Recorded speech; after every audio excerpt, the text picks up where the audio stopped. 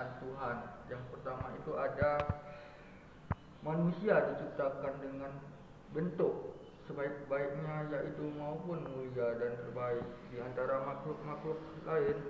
Hal ini dijelaskan dalam Al-Quran, di antaranya ayat-ayat yang menjelaskan hal tersebut yaitu surah Al-Isra dan ayat 70 dan surah At-Tin ayat 4 dan 5. Yang artinya itu ya, dan sesungguhnya telah kami memuliakan anak-anak Adam, kami angkut mereka di antara dan di lautan. Kami beri mereka rezeki dari yang baik dan kami lebih mereka dengan kelebihan yang sempurna atas rekan makhluk yang telah kami ciptakan. Yang kedua itu ada struktur potensi manusia, jasadiah dan rohaniah yang yaitu Allah itu menciptakan manusia dari tanah dengan bentuk sebaik-baiknya, disertai potensi masing-masing, baik potensi jahat maupun potensi baik. Oleh karena itu, manusia harus menggunakan potensi tersebut sebaik-baiknya, menafsiri potensi jahat dan memperlukan potensi baik, seperti diungkapkan surat Al-Asad ayat 71 dan ayat 72 dan ayat Am-Samsu ayat 18 dan ayat 10. Surat Asad ayat 71 dan ayat 72 yang artinya, ketika Tuhan berfirman kepada malaikat, sesungguhnya aku akan menciptakan manusia dari tanah, maka apabila telah mensempurnakan kejadian dan ketetapan kepada roh ciptaanku, maka hadiahlah kamu tersungkur dengan tersujud kepadanya. Yang ketiga itu ada misi manusia sebagai khalifah Allah di muka bumi, yaitu Allah telah menciptakan manusia sebagai khalifah di muka bumi. Ayat-ayat ini mereka masih manusia sebagai khalifah di muka bumi. Dalam surah Al-Baqarah ayat 30 itu yang artinya, ingat ketika Tuhanmu berfirman kepada para malaikat, sesungguhnya aku hendak menjadikan seorang khalifah di muka bumi. Mereka berfirman, engkau hendak menjadi khalifah di bumi. Itu orang-orang yang akan memperbaiki kerusakan pada dan mengumpulkan darah, padahal kami senantiasa bertasbih dengan memuji engkau dan mengusulkan engkau. Tuhan berfirman, sesungguhnya aku mengetahui apa yang telah kamu ketahui. Yang D itu ada sikap seorang khalifah Allah di muka bumi, yaitu dalam surah Al-Luqman ayat 34 yang artinya itu ya, sesungguhnya Allah hanya kepada sisinya sajalah pengetahuan tentang hari kiamat, dan dialah yang menurut hujat dan mengetahui apa yang dalam rahim, dan tidak seseorang pun yang dapat mengetahui dengan pasti apa yang akan dilakukan besok, dan tidak sanggup yang dapat mengetahui di bumi mana ia akan mati. Sesungguhnya Allah Maha mengetahui lagi Maha mengenal.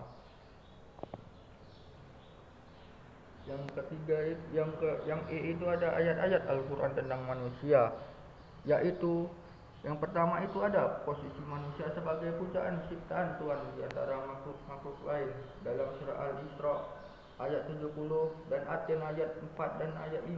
Manusia itu sebagai anak cucu Adam, diciptakan Allah sebagai makhluk yang paling mulia di antara sebaiknya makhluknya, karena mereka memiliki akhlak, rupa yang indah, dan bentuk badan yang serasi manusia yang paling sempurna.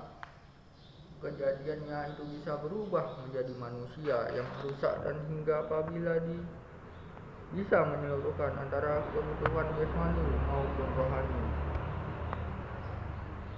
Oleh karena itu, manusia harus mengisi kebutuhan lahir dan batin dengan sebaik-baiknya, sebab Allah telah menyediakan semua ketuhanan manusia dengan rezeki yang baik dan hati tempat kesucian iman. Yang kedua itu ada struktur potensi manusia, jasadiah dan rohaniah.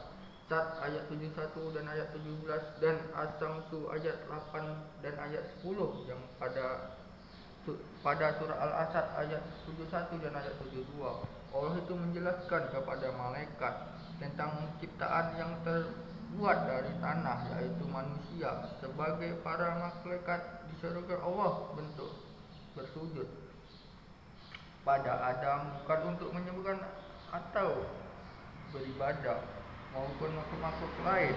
Kemudian dalam As-Samsu ayat 8 dan ayat 10 itu Allah telah menipukan ruh pada jasad manusia yang disunahkan potensi baik dan buruk.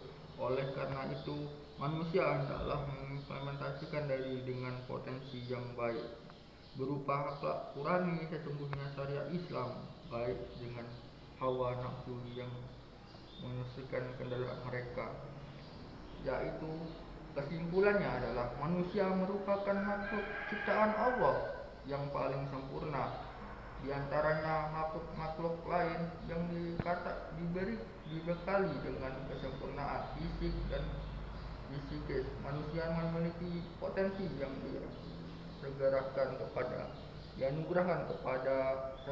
sehingga Allah menciptakan manusia sebagai khalifah di muka bumi, dan maka harus memakamkan dan menjaganya sebagai khalifah. Manusia menunjukkan pada hal kebaikan, menjelaskan apa yang diperintahkannya dan menjauhi larangannya. Sikap yang harus dan pada manusia sebagai seorang khalifah adalah selalu bersyukur dan adil dalam menegakkan hukum-hukum Allah Subhanahu wa taala. Baik, itu tadi yang saya sampaikan ayat-ayat tentang manusia. Jika